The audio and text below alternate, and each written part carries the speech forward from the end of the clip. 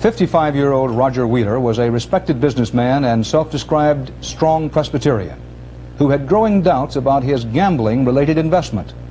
And today, authorities are trying to decide if that investment paid off in his death. John Ferrugia reports from Tulsa.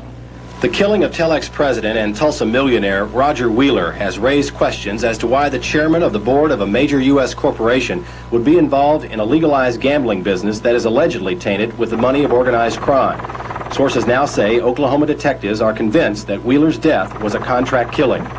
Wheeler finished his weekly golf game last Wednesday at this exclusive country club, got into his Cadillac to leave when a man approached his open car door and shot him once in the head. The killer left 4 unspent cartridges near the body, then got into a waiting car and sped away into rush hour traffic. The killing stunned this southwestern city, and none of Wheeler's friends or associates could give a reason for his murder. He is a very religious, ethical, aggressive, smart, intelligent man. Very close family ties, and just a fine man in every respect.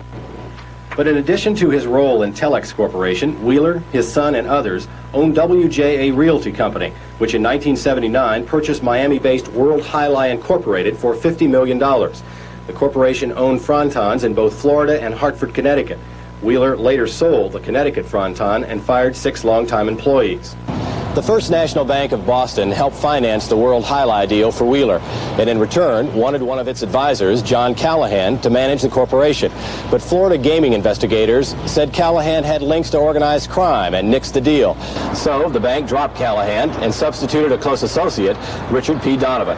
Wheeler was a partner in a summer highlight operation with 3 others, including Jack Cooper, a known associate of organized crime figure Meyer Lansky. But Roger Wheeler say his friend was an honest man and found it increasingly difficult to live the life of a respected corporate official and a religious family man while continuing his association with organized gambling. So he tried to sell out, and Donovan, president of the corporation, was ready to buy. But the deal involving Donovan and an associate, Paul Rico, fell through, and business associates say tension between Wheeler, Donovan, and Rico increased. So much so that Wheeler told a former Connecticut gaming official he wanted to fire both Donovan and Rico, but so far had not found out a way to do so. Today in Florida, Paul Rico declined to discuss his relationship with Wheeler. Does Mr. Rico have any thoughts, or Mr. Donovan have any thoughts about who might be responsible? Not enough evidence to find out really what's happened. They're just confident it had absolutely nothing to do with the sport of highlight. Just not enough facts are in. Because of organized crime overtones, the FBI is monitoring the case, but so far it has not undertaken its own investigation. But the local effort continues, and as one Tulsa investigator said, it may be a case of a man just getting in over his head. John Ferrugia, CBS News, Tulsa. For the past year and a half, investigators have been puzzled by another case involving a prominent corporate executive, the murder of multimillionaire Roger Wheeler in Tulsa. And they seem increasingly willing to say now what was only hinted at then, that the key to Wheeler's death and 2 other gangland-style murders is the profitable and growing sport of highlight. Charles Murphy reports. On May 27, 1981, after a round of golf at Tulsa's prestigious Southern Hills Country Club, Roger Wheeler, a multimillionaire whose diversified holdings included the Telex Corporation and World Highlight, was shot to death by unknown assailants. He was a very controversial person, but a lot of controversial people live a full, healthy life and are not murdered in the parking lot of a country club. On August 3rd this year, the body of John Callahan, the president of World Highlight, until he was forced out because of alleged associations with Boston underworld figures, was found in the trunk of a leased car at the Miami airport. John was absolutely delightful, a fascinating individual, a real street Irishman. Funny fellow, just a totally fascinating individual. He also obviously had some very strange friends. One of those friends, Edward Brian Halloran, a convicted felon identified by police as a member of a notorious gang based in the Winter Hill section of Somerville, Massachusetts. He was killed in a barrage of bullets in May of this year. Police have concluded that all 3 were contract killings. No arrests have been made yet.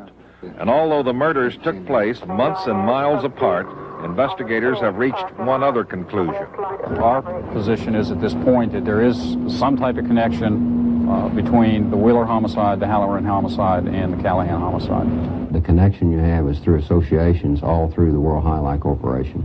World Jai Alai owns more frontons or arenas than anyone else in the United States, 4 of the nation's 15. It's also the biggest moneymaker, with average wagering of over $1.5 million a day at those frontons. Jai Alai is a game on which people bet and bet heavily.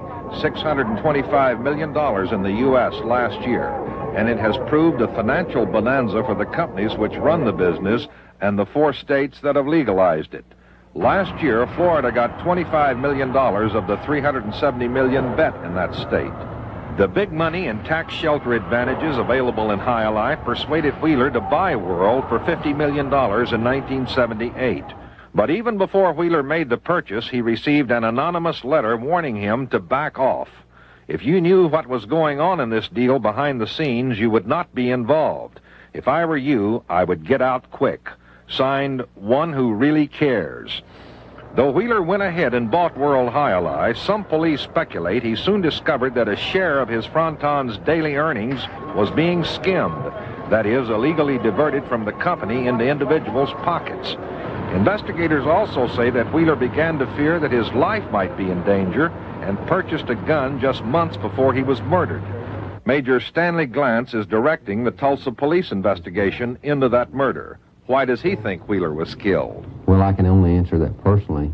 Well, I feel very strongly it probably had something to do with his business connections with World Jai Alai, and either something he did or would not do, and he was an obstacle in their path to meet their goals, so he was, as they say, eliminated.